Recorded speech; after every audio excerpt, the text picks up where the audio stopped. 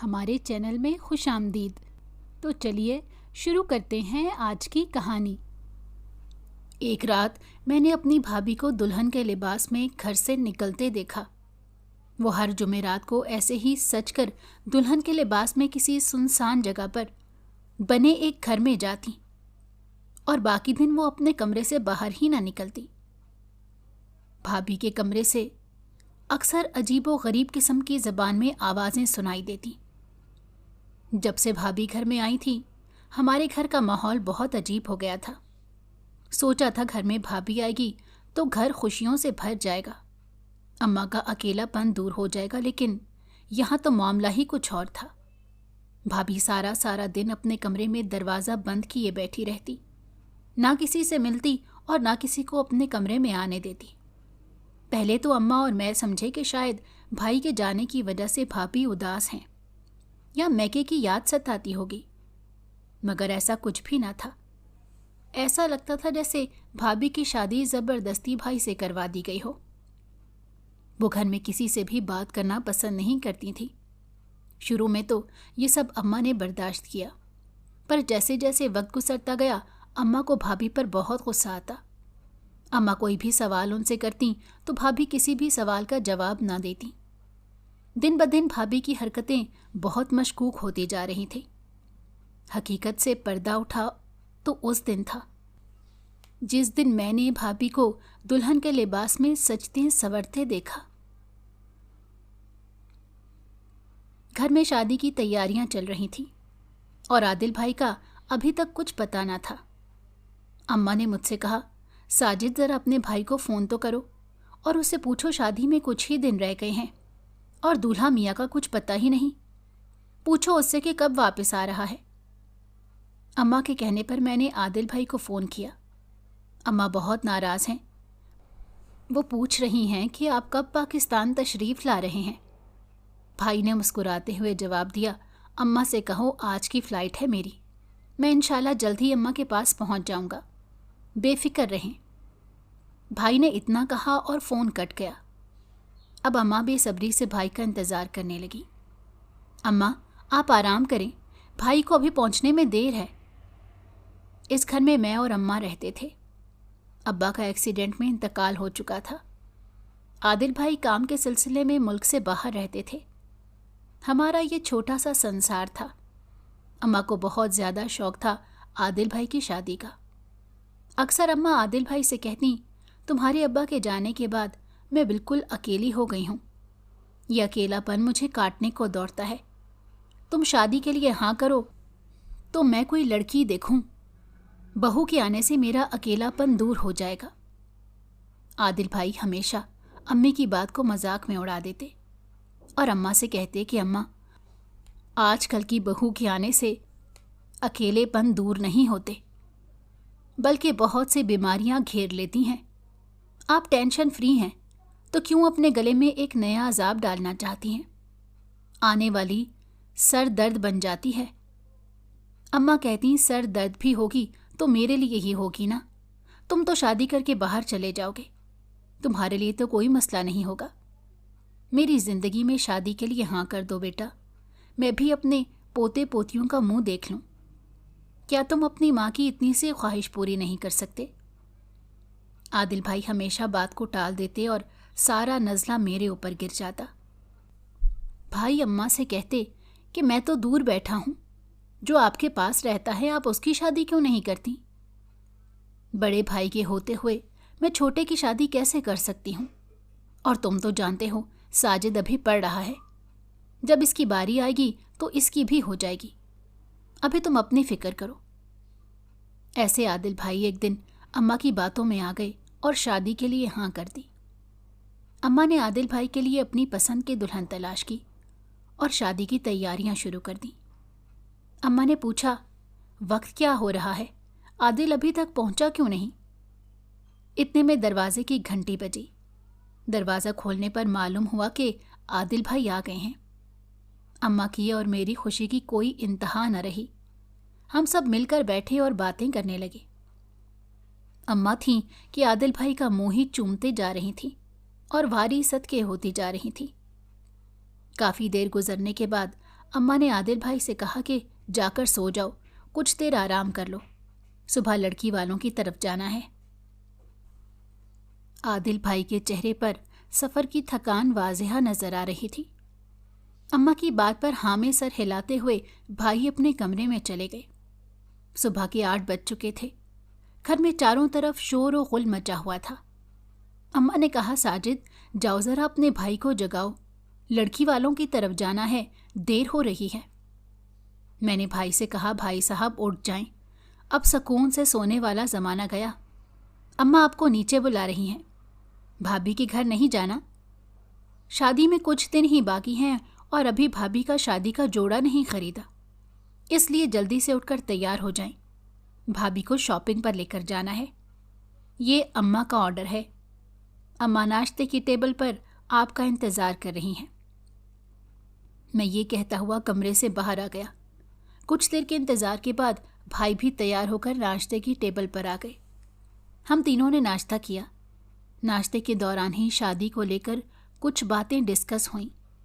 अम्मा ने भी भाई से कहा, तुम मेरे साथ अनम की तरफ चलो, मुझे और साजिद को अनम के घर छोड़कर अनम को लेकर शॉपिंग पर चले जाना।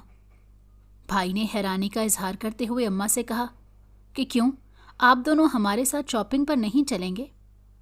अम्मा ने कहा, नहीं, मैं और साजिद अनम की अम्मी के पास रुकेंगे। शादी को लेकर कुछ और मामलात तय करने हैं और फिर मैं तुम्हें और अनम को अकेले में कुछ टाइम देना चाहती हूँ, ताकि तुम दोनों एक दूसरे को अच्छी तरह जान लो। नाश्ता ख़त्म होते ही हम तीनों भाभी के घर जाने के लिए निकले। अब हम अनम भाभी के घर पहुंच चुके थे। भाई की खुशी में उन्होंने खाने पीने के काफ़ी लवाजमात डाइनिंग टेबल पर सजा रखे थे। अम्मा ने बताया कि हम लोग अभी नाश्ता करके घर से निकले हैं, इतने इंतजामात की क्या ज़रूरत थी। कुछ देर बातें करने के बाद अम्मा ने भाई और भाभी को शॉपिंग के लिए भेज दिया। अब हम अनम भाभी की अम्मी के साथ कुछ बातें डिस्कस करने के लिए बैठ गए। अम्मा भाभी की अम्मी से कहने लगी कि आदिल को छुट्टी सिर्फ 30 दिन की मिली है, क्योंकि साजिद अकेला होता है, इस वजह से सारा काम मैनेज करना मुश्किल हो रहा था, तो आदिल को शादी से 11 दिन पहले आना पड़ा। अनम की भी काफ़ी शॉपिंग रहती थी, जो कि आदिल ने खुद आकर करवानी थी। अब बात यह है कि आदिल शादी के कुछ दिन तक अनम के साथ रहेगा, उसके बाद वापस चला जाएगा। फिर 1 माह बाद 3 माह की छुट्टी अप्लाई करेगा, तो फिर 3 माह अनम के साथ रुकेगा। आपको कोई एतराज़ तो नहीं? भाभी की अम्मी ने झट से बोला, नहीं बहन जी, हमें कोई एतराज़ नहीं, बस ये शादी खैर खैरियत से जल्दी हो जाए। मुझे बहुत तअज्जुब हुआ। भाभी की अम्मी को भाभी की शादी की इतनी भी क्या जल्दी है? मैं सोचने लगा कि शायद बेटी से जान छुड़वाना चाहती हैं, इसलिए फ़ौरन से बोल दिया। हक महर की बात भी तय हो गई। शादी को लेकर जितने मामलात रह गए थे, अम्मा ने वो सब क्लियर करके जाने के लिए इजाज़त ली। मैं अम्मा को लेकर घर चला आया। हमारे आने के कुछ घंटे बाद ही भाई भी घर लौट आए। देखते ही देखते शादी का दिन भी आ गया। आदिल भाई दूल्हे के लिबास में बहुत जच रहे थे। हम लोग बारात लेकर शादी हॉल में पहुंचे। बड़े पुरजोश तरीके से हमारा इस्तकबाल किया गया। तमाम रस्म व रिवाज के मुताबिक हम शादी करके भाभी को घर ले आए। सब बहुत खुश थे। दूल्हे की गाड़ी का दरवाज़ा खुला और जैसे ही भाभी ने अपने पांव ज़मीन पर रखा तो अचानक से तेज़ आंधी चलने लगी। ये एक अजीब सी बात थी। मौसम बिल्कुल ठीक था, आंधी का दूर तक कोई नामो निशान नहीं था, और इस तरह अचानक आंधी का आना किसी खतरे की तरफ इशारा कर रहा था, लेकिन उस पर किसी ने भी गौर न किया। अच्छा खासा मौसम एक अंधेरी और तूफ़ानी रात में बदल गया। तूफ़ान बहुत तेज़ था। भाई ने भाभी का हाथ पकड़ा और जल्दी से घर के अंदर चले गए। घर के अंदर दाखिल होते ही तूफ़ान रुक गया। सब बहुत ज़्यादा हैरान थे। माहौल ख़राब न हो और हर तरफ खौफ व हरास न फैले, इसलिए बात को घुमाते हुए मैंने भाई से कहा, मुझे तो रास्ता रुकवाई चाहिए। जब तक भाभी मुझे पैसे नहीं देंगी तब तक मैं रास्ते से पीछे नहीं हटूंगा और अंदर नहीं जाने दूंगा। सब लोग हंसने लगे भाई ने अपनी जेब से नोटों की एक गड्डी निकाली और मुझे देने लगे। मैंने इनकार करते हुए कहा, पैसे तो भाभी की जेब में से जाएंगे।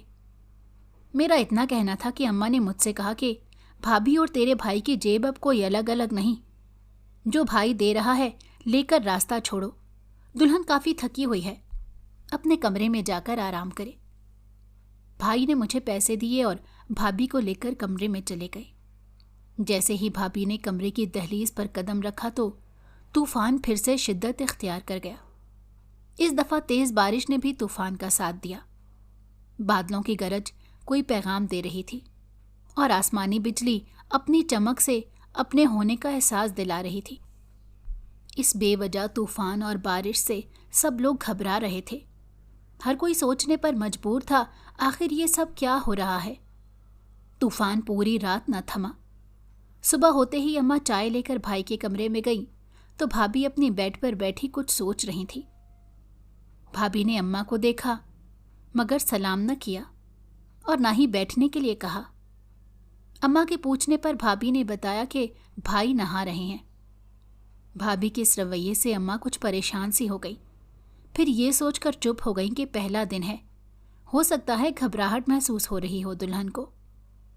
अम्मा ने कहा, दुल्हन ये चाय लेकर आई हूँ तुम दोनों के लिए, पी के जल्दी से तैयार होकर नीचे आ जाओ, मैं नाश्ते पर तुम दोनों का इंतज़ार कर रही हूँ। इतना कहकर अम्मा मुड़ने ही वाली थी कि भाभी के कमरे से अजीब सी बू आनी शुरू हुई। अम्मा ने सूंघते हुए परेशान होकर भाभी की तरफ देखा और पूछने लगी, ये अजीब सी बदबू क्यों आ रही है? ये कैसी बदबू है और कहाँ से आ रही है? अम्मा के 2-3 दफ़ा पूछने पर भाभी ने घबराहट से जवाब दिया, कैसी बदबू? मुझे तो कोई बदबू नहीं आ रही। अम्मा जी, आपका वहम होगा। अम्मा ने फिर से कहा, नहीं दुल्हन, बहुत ही गंदी सी बू आ रही है, जैसे सड़ा हुआ गोश्त हो। भाभी बहुत ज़्यादा परेशान हो गई और हैरान होकर अम्मा के मुंह की तरफ देखने लगी और नाराज़गी का इजहार करते हुए बोली, मुझे कोई बदबू महसूस नहीं हो रही। हो सकता है कोई चूहा मर तो नहीं गया। ये किसी चूहे के मरने की बू नहीं है, ये बू इस तरह की है जैसे कोई सड़ा हुआ गोश्त पड़ा हो। अम्मा का ये कहना था कि भाभी का रंग उड़ गया। बहरहाल चाय पीकर तैयार हो जाओ और नाश्ते के लिए नीचे आ जाना। अम्मा ये कहती हुई कमरे से बाहर आ गईं। मैं और अम्मा नाश्ते की टेबल पर बैठे भाई भाभी का इंतज़ार कर रहे थे कि मेरी नज़र अम्मा पर पड़ी। अम्मा बहुत ही ज़्यादा परेशान थी और किसी गहरी सोच में डूबी हुई थी। मैंने अम्मा से पूछा, अम्मा क्या बात है, सब खैरियत तो है, आप क्या सोच रही हैं? अम्मा ने जवाब दिया, साजिद, आज जब मैं आदिल के कमरे में चाय लेकर गई तो आदिल के कमरे से बहुत ही गंदी बू आ रही थी, जैसे किसी मुर्दा गोश्त की हो। दुल्हन से पूछा तो वो मेरे एक सवाल पर ही नाराज़गी का इजहार करने लगी। समझ में नहीं आ रहा कि वो बदबू कहाँ से आ रही थी। अभी मैं और अम्मा बात कर ही रहे थे कि भाई और भाभी सामने आते दिखाई दिए। अम्मा खुश हो गईं और कहने लगीं, बैठो बेटा, हम तुम दोनों का ही इंतज़ार कर रहे थे। हम सब ने नाश्ते की टेबल पर नाश्ता किया। अम्मा ने भाभी से कहा कि मोहल्ले के कुछ लोग तुम्हें देखने आ रहे हैं। देखते ही देखते घर में काफ़ी रश हो गया। न जाने भाभी का दिल इस रश से क्यों घबरा रहा था। कुछ तो अजीब हो रहा था जो हमारी आंखों से ओझल था। अम्मा के कुछ देर रोकने पर भाभी बैठी रहीं और फिर अचानक से उठकर अपने कमरे में चली गई। अम्मा ने भाई से पूछा, सब ठीक तो है? अनम इतनी उखड़ी उखड़ी सी क्यों लग रही थी? भाई ने कहा, नहीं ऐसी तो कोई बात नहीं, बस रात की थकावट हो गई होगी और कुछ सर दर्द की भी शिकायत कर रही थी। चलो तुम कमरे में जाओ, उसका ख्याल रखो, मैं सर दर्द की दवाई और साथ चाय भेजती हूँ। दुल्हन से कहना दवाई खा ले और कुछ देर आराम करे, फिर उसकी अम्मी उसे लेने आ रही हैं। कुछ देर बाद भाभी की अम्मी भी आ गई और अम्मा से पूछने लगीं, सब ठीक रहा, कोई मसला तो नहीं हुआ? अम्मा ने हैरानगी का इजहार करते हुए कहा, अल्लाह का शुक्र है, सब ठीक है, मसला क्यों होने लगा? भाभी की अम्मी खामोश हो गईं और कहने लगी, नहीं, मेरा मतलब है अनम की तबीयत ठीक है।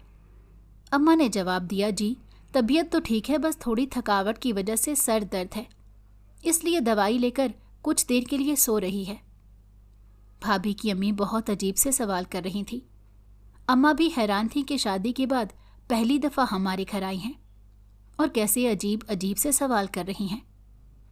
अब अम्मा जब भाभी को जगाने के लिए कमरे में गईं तो कमरे के बाहर से भी वही गंदी बदबू आने लगी। उसे सूंघते ही अम्मा को उल्टियां आनी शुरू हो गईं। अम्मा ने जैसे ही दरवाज़ा खोला तो भाई कमरे में ना थे और भाभी अपने बिस्तर पर सो रही थी।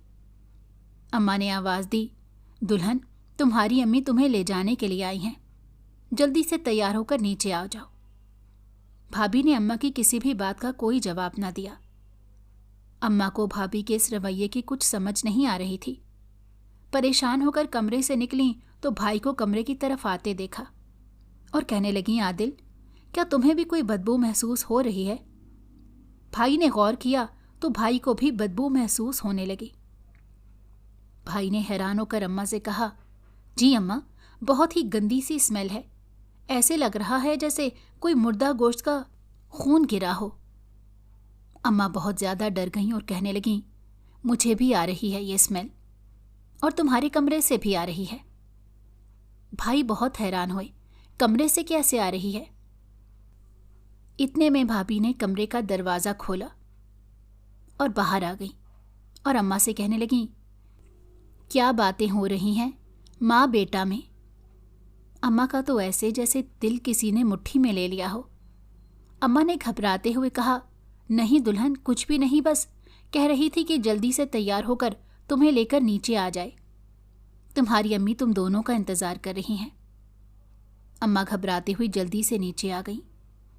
गहरी सोच में बैठी थी।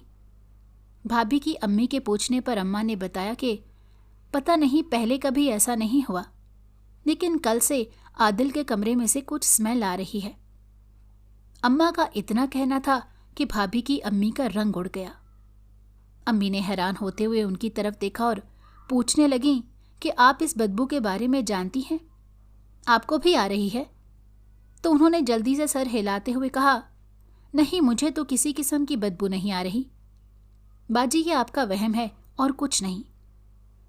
अम्मा चुप हो गई। थोड़ी देर गुजरी, भाई और भाभी दोनों तैयार होकर नीचे आ गए। कुछ देर बैठने के बाद वो लोग भाभी की अम्मी के घर चले गए। अब घर में सिर्फ मैं और अम्मा बचे थे और ये बदबू पूरे घर में फैलती जा रही थी। अम्मा ने कामवाली से कहा कि आदिल के कमरे को अच्छी तरह साफ करो और सारे कमरे में गीला कपड़ा लगाओ।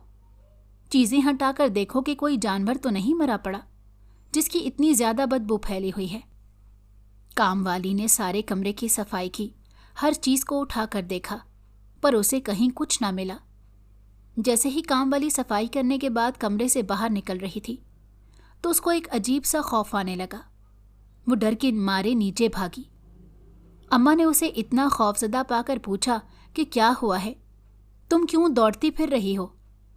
तो उसने बताया कि पता नहीं बाजी, दुल्हन के कमरे में बहुत खौफ सा आ रहा था, उसी खौफ से भागते हुए मैं नीचे आई। अब अम्मा ने कहा, अच्छा ये सब छोड़ो, मुझे बताओ कोई चूहा या कोई चीज़ मिली जिसकी वजह से कमरे में वो बदबू फैली हुई थी? अम्मा के पूछने पर कामवाली ने बताया कि मुझे ऐसा कुछ नहीं मिला। मैंने हर चीज़ उठाकर कमरे की सफाई की है, 3 दफ़ा गीला कपड़ा भी लगा कर आई हूँ। आप जाकर देखें, किसी किस्म की कोई बदबू नहीं है। अब ये बात सोचने वाली थी कि शादी वाले दिन से ही घर में अजीब किस्म के वाक़यात होना शुरू हुए थे। ऐसे दिन गुजरते गए और भाई के वापस जाने का टाइम आ गया। अम्मा बहुत उदास थी। ये 30 दिन कैसे गुजरे पता ही न चला। इस दफ़ा तो भाई भी जाते हुए बहुत उदास थे। हम सब भाई को एयरपोर्ट पर छोड़ने के लिए गए। एयरपोर्ट पर भाई ने भाभी से कहा, अनम, मेरी अम्मा का बहुत ख्याल रखना। मेरी अम्मा की चाहत थी कि मैं शादी कर लूं और घर में दुल्हन ले आऊं जो उनकी तन्हाई को ख़त्म करे। अब अम्मा का अकेलापन तुम्हें दूर करना है, उनका ख्याल रखकर और उनकी खिदमत करके। भाभी खामोशी से सब कुछ सुनती जा रही थी। हाँ में सर हिलाते हुए भाभी ने कहा, आदिल, आप बेफिक्र रहें, मैं बहुत अच्छे से अम्मा का और देवर जी का ख्याल रखूंगी। भाभी का कहने का अंदाज कुछ मशकूक सा नजर आ रहा था। अम्मा तो पहले से ही खौफजदा थीं। ये अंदाज देखकर और ज्यादा घबरा गई।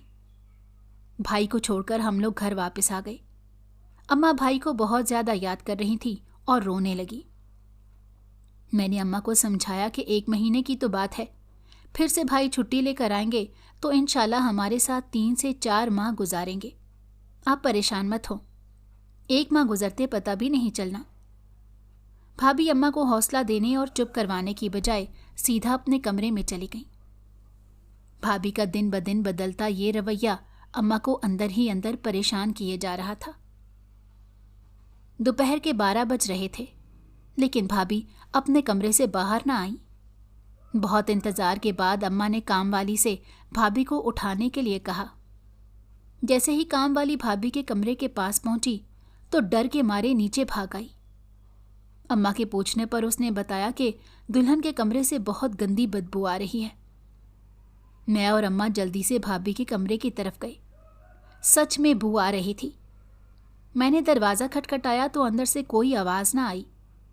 मेरे दोबारा दरवाज़ा खटखटाने पर भाभी ने दरवाज़ा खोला। भाभी के चेहरे की हवाइयाँ उड़ी हुई थी। मैंने कहा, भाभी सब ठीक तो है? आपकी तबीयत तो ठीक है? भाभी ने घबराते हुए जवाब दिया, जी मैं ठीक हूँ। कुछ चाहिए था आपको देवर जी? भाभी ने मुझसे पूछा। मैंने नामे सर हिलाते हुए नीचे आ गया। अम्मा का खौफ बजा था। घर में कुछ तो ऐसा था जिसके बारे में हम लोगों को इल्म ना था। अब तो ये रोज का मामूल हो गया। कुछ दिन गुजरने के बाद भाभी ने अपने तेवर दिखाने शुरू कर दिए। सारा दिन कमरे में कुंडी लगाकर बैठी रहती, ना कुछ खाती ना कुछ पीती। सारा दिन कमरे से ना निकलती और एक अजीब बात जो मुझे अंदर ही अंदर खाए जा रही थी। भाभी हर जुमेरात की रात को बन संवर कर दुल्हन का जोड़ा पहनकर घर से निकल जाती और जुम्मे की सुबह घर वापस आती। भाई का फोन आता, वो अक्सर हमसे पूछता कि अनम कहाँ है, मेरी अनम से बात ही करवा दें। अम्मी के लाख कहने पर भी भाभी भाई से फोन पर बात ना करती। पहले तो हमें ये लगता था कि भाभी भाई के जाने की वजह से बुझी बुझी और चुप चुप रहती हैं, या फिर अपनी अम्मी के घर से उदास हो गई होंगी। पर इन दोनों बातों में से कोई भी बात ना थी। भाभी तो किसी और ही मामले से जुड़ी हुई थी। उस रात तो मैं हैरान ही रह गया। मेरे पांव तले से जमीन निकल गई जब मैंने भाभी के कमरे से अजीबो-गरीब किस्म की आवाज़ें सुनी। ये आवाज़ें किसी और ज़बान में थीं। उस ज़बान को समझना मुश्किल नहीं, नामुमकिन सा था। मेरे लाख कोशिश करने के बावजूद भी मैं नहीं जान सका कि भाभी किससे और क्या बात कर रही हैं। अम्मा ने जब भी भाभी से पूछा कि दुल्हन, तुम्हारे कमरे से रात को बातों की आवाज़ें आती हैं, आदिल तो यहाँ है नहीं, तो तुम किसके साथ बातें कर रही होती हो? तो भाभी ने हमेशा जवाब दिया कि मेरी एक सहेली है जिसके साथ मैं रात में अक्सर बातें किया करती हूँ। अम्मा ने नाराज़गी का इजहार करते हुए भाभी से कहा, सहेली से बातें कर लेती हो पूरी पूरी रात जाग कर, लेकिन आदिल मिन्नतें करता रहता है तो तुम उसकी बात नहीं सुनती। उसको भी टाइम दिया करो, परदेस में बैठा है, परेशान हो जाता है। भाभी को अम्मा का ये सब कहना बिल्कुल भी अच्छा नहीं लगा था। ऐसा लगता कि कोई बहुत बड़ा तूफान आने वाला है। भाभी की खामोशी ना कहते हुए भी बहुत कुछ कह जाती। एक दिन साथ वाली पड़ोसन अम्मा से मिलने आई। अम्मा अकेली बैठी किसी गहरी सोच में डूबी हुई थी। पड़ोसन ने आकर अम्मा को बुलाया और कहने लगी, क्या बात है, बेटे की शादी करने के बाद भी तुम यहाँ अकेली बैठी हो? दुल्हन कहाँ है? अम्मी ने परेशानी में जवाब देते हुए कहा, पता नहीं बहन, अपने कमरे में होगी। मैं तो सोचती थी कि आदिल की शादी करके मेरी तन्हाई का साथी आ जाएगा, बहू के आने से मेरा अकेलापन दूर हो जाएगा, पर ऐसा कुछ भी नहीं हुआ। बहू सारा सारा दिन सुबह से रात कमरे से बाहर नहीं निकलती। खुदा जाने उसके दिलो दिमाग में क्या चल रहा है। बहन, मैं तो बहुत ज़्यादा परेशान हूँ। जब से शादी हुई है इस घर में सब कुछ अजीब हो रहा है। घर के कमरों में से बहुत ही गंदी बू आती है। ऐसे लगता है जैसे कोई सड़ा हुआ मांस पड़ा हो। अम्मी की बातें सुनकर पड़ोसन आंटी बहुत घबराईं और कहने लगीं, परेशान मत हो, मेरे एक जानने वाले बाबा जी हैं। अगर तुम कहो तो मैं उनसे कहूँ कि एक दफ़ा तुम्हारे घर का चक्कर लगा लें। शादी वाला घर था, कहीं ऐसा ना हो किसी की नज़र लग गई हो या फिर किसी ने कुछ कर ना दिया हो। पड़ोसन की बात सुनकर अम्मा ने कहा, मेहरबानी होगी बहन, अगर तुम किसी ऐसे बाबा जी को जानती हो तो मुझसे मिलवा दो। भाभी अपने कमरे के बाहर खड़ी अम्मा और पड़ोसन आंटी की बातें सुन रही थी। आंटी ने जल्दी से उस बाबा जी को फ़ोन मिलाया और उन्हें घर बुलाया। भाई के जाने के बाद आज पहली दफ़ा भाभी अम्मा के पास आईं और कहने लगी कि आप जो इरादा रखती हैं ऐसा मत कीजिएगा। अगर आपने ऐसा कुछ किया तो आपको भारी नुकसान उठाना पड़ेगा। भाभी की ये बात सुनकर अम्मा बहुत ज़्यादा खौफज़दा हो गईं। अम्मा ने भाभी से कहा, देखो दुल्हन, अगर कोई मसला है तो मुझे बताओ। मैंने आदिल की शादी इसलिए की थी कि मेरे घर में रौनक आ जाए, मेरा अकेलापन दूर हो जाए, मगर ऐसा कुछ भी नहीं है। जब से शादी हुई है तुम अपने कमरे से ही नहीं निकलती, और साजिद बता रहा था कि तुम हर जुमेरात की रात को कहीं जाती हो। क्या बात है? तुम मुझे अपनी माँ ही समझो और मुझे अपनी परेशानी बताओ, शायद मेरे पास उसका कोई हल हो। अम्मा का ये सवाल करना ही था कि भाभी ने गुस्से से अम्मा को कहा, अपने काम से काम रखो और मेरी जासूसी करना छोड़ दो। भाभी की आवाज़ में एक दहशत सी थी।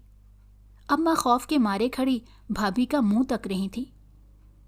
मैं जब काम से घर वापस आया तो मैंने अम्मा को इस हालत में देखा तो बहुत ज़्यादा परेशान हो गया। मैंने अम्मा से पूछा, अम्मा घर में क्या चल रहा है? हमारे घर का माहौल तो कभी ऐसा ना था। हर वक्त घर में अजीब अजीब तरह के वाक़यात रोनुमा होते रहते हैं। भाभी हैं तो उनकी एक अपनी ही दुनिया है जिसमें वो खोई रहती हैं।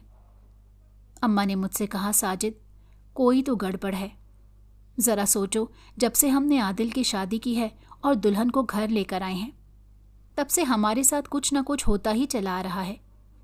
तुम्हें याद है जब दुल्हन ने पहली दफ़ा अपना पाँव गाड़ी से ज़मीन पर रखा था तो कैसा तूफ़ान आया था? मैंने अपनी ज़िंदगी में ऐसा तूफ़ान कभी नहीं देखा था। अम्मा की सब बातें बिल्कुल ठीक थीं और अम्मा का खौफ भी अपनी जगह ठीक था। लाख कोशिशों के बावजूद भी हम इस राज को नहीं जान सके कि आखिर माजरा क्या है।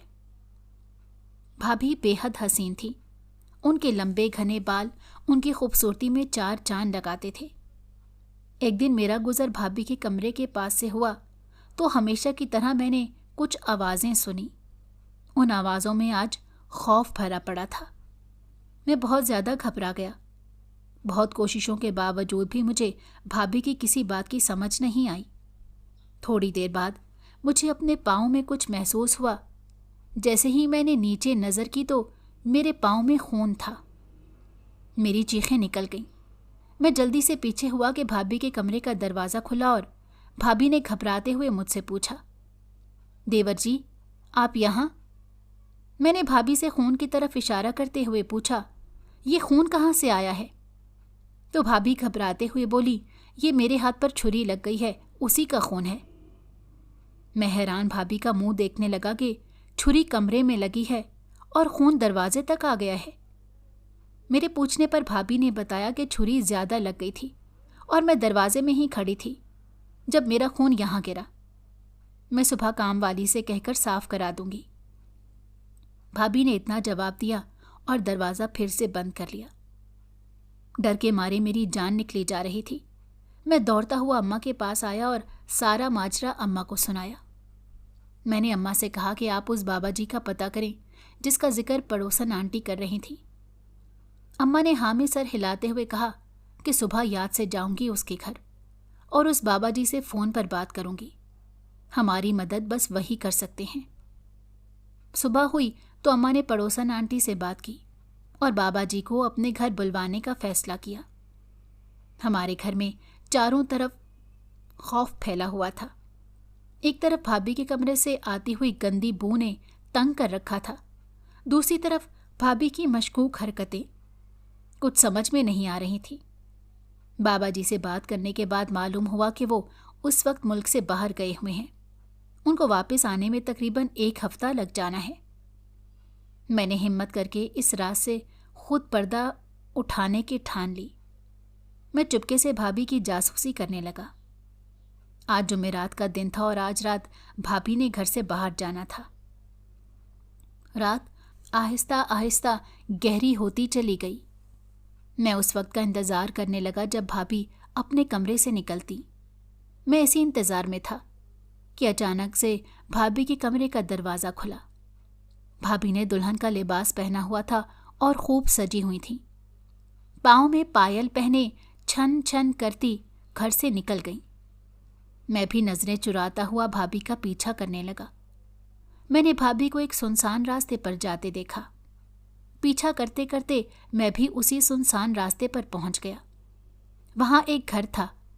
भाभी उस घर में दाखिल हो गई और देखते ही देखते वो घर गायब हो गया। मैं बहुत ज्यादा डर चुका था, इसीलिए फौरन से घर को भागा।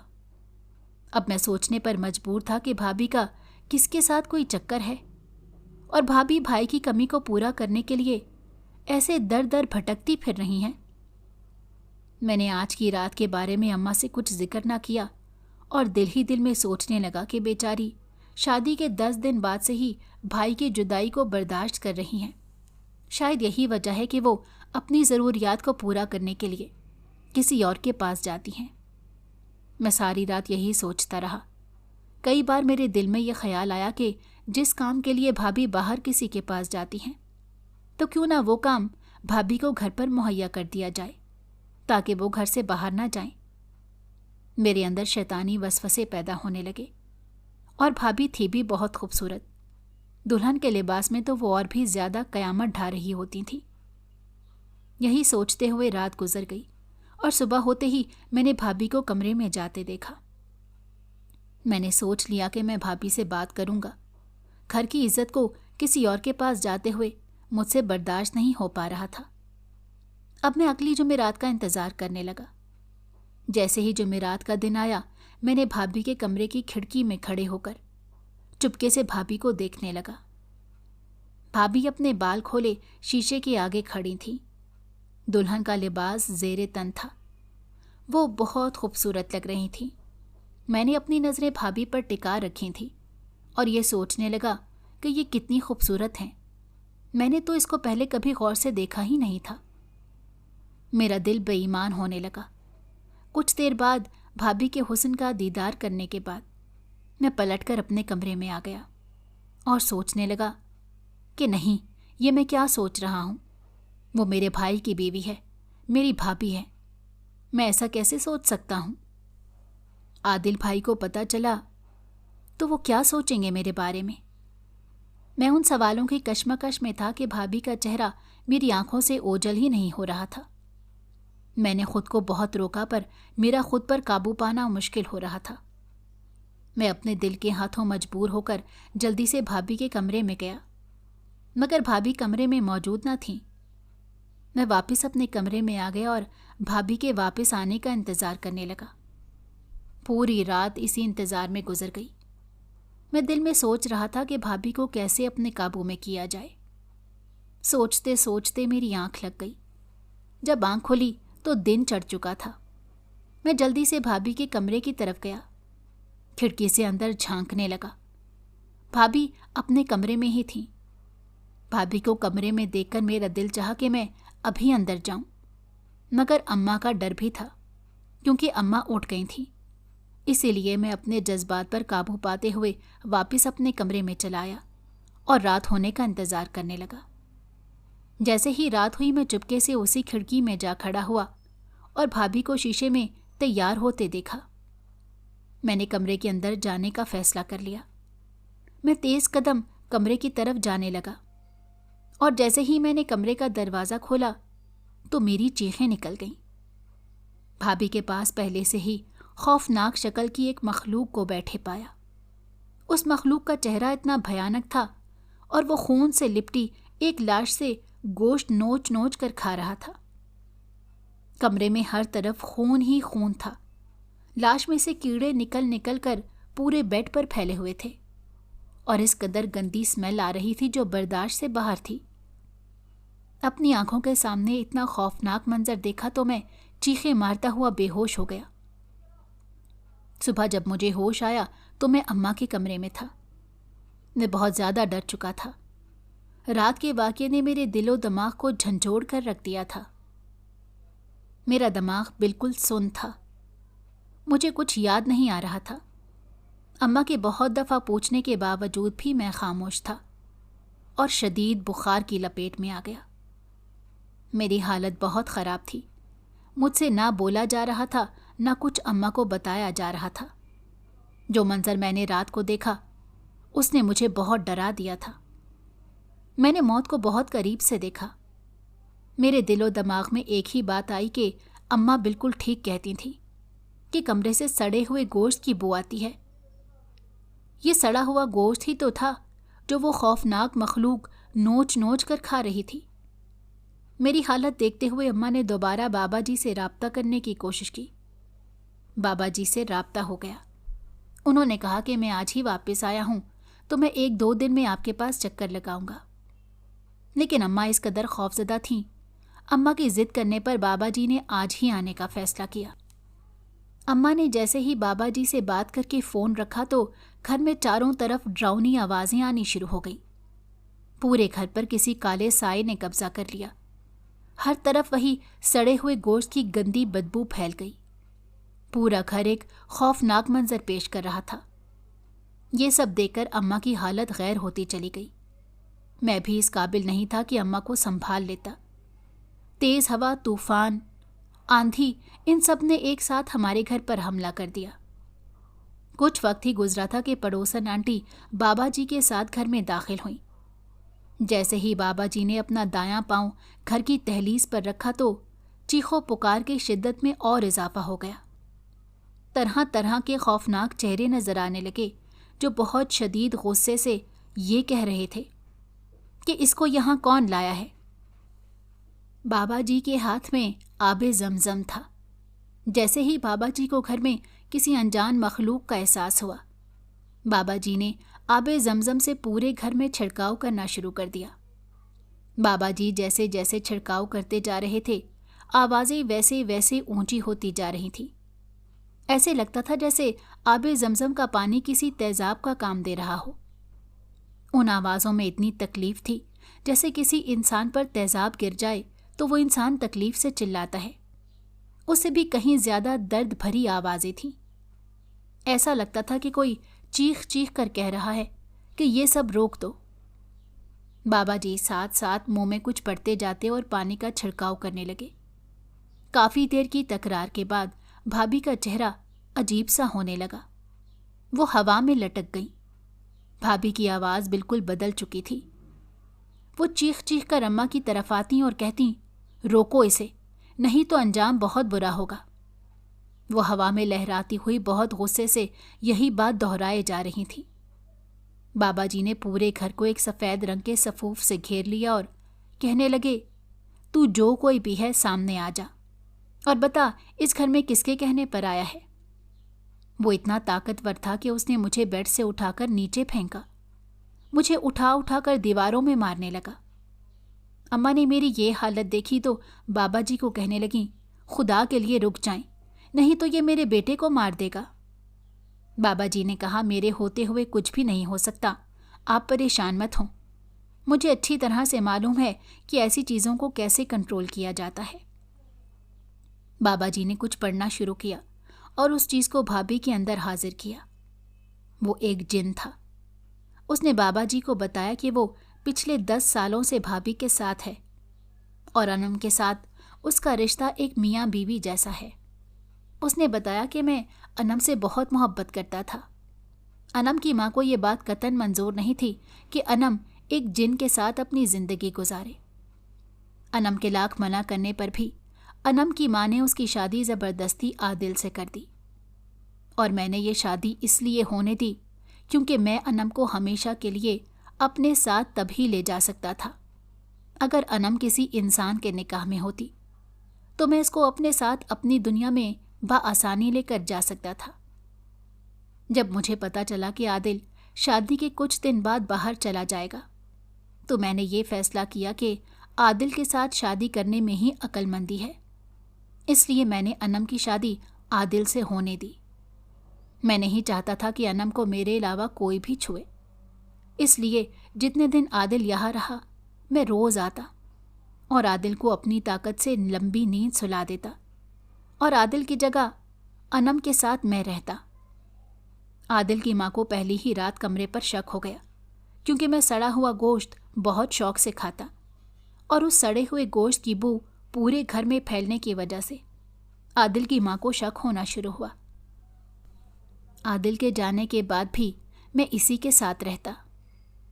बाबा जी ने यह सारा माजरा सुना तो जिन से कहने लगे, अब ये भी बता दो कि ये आधी रात को हर जुमेरात कहाँ जाती है। तो जिन ने बताया कि जब मैं अनम के साथ होता हूँ तो मैं अपनी ताकत खो देता हूँ। मेरी ताकत को बरकरार रखने की वजह से अनम सुनसान रास्ते पर जाती है और वहाँ अपने जाल में जवान लड़कों को फंसाकर उनको मारती है और उनका खून और गोश्त मेरे लिए जमा करती है, जिसे खाकर मेरी ताकत बहाल होती है और मैं फिर से ताकतवर बन जाता। बाबा जी ने अपने इल्म के जोर पर अनम भाभी की जान आशिक जिन से छुड़वाई और उससे वादा लिया कि वो जिंदगी में दोबारा कभी भी यहाँ नहीं आएगा, और अगर आया तो बाबा जी उसे जलाकर ख़त्म कर देंगे। उसने वादा किया और भाभी की जान छोड़कर हमेशा हमेशा के लिए चला गया। उसके जाते ही हमारा घर पहले की तरह खुशगवार हो गया। अम्मा और मैं आज भी जब इस वाक़े के बारे में सोचते हैं तो खौफ के मारे हमारी रूह कांप जाती है।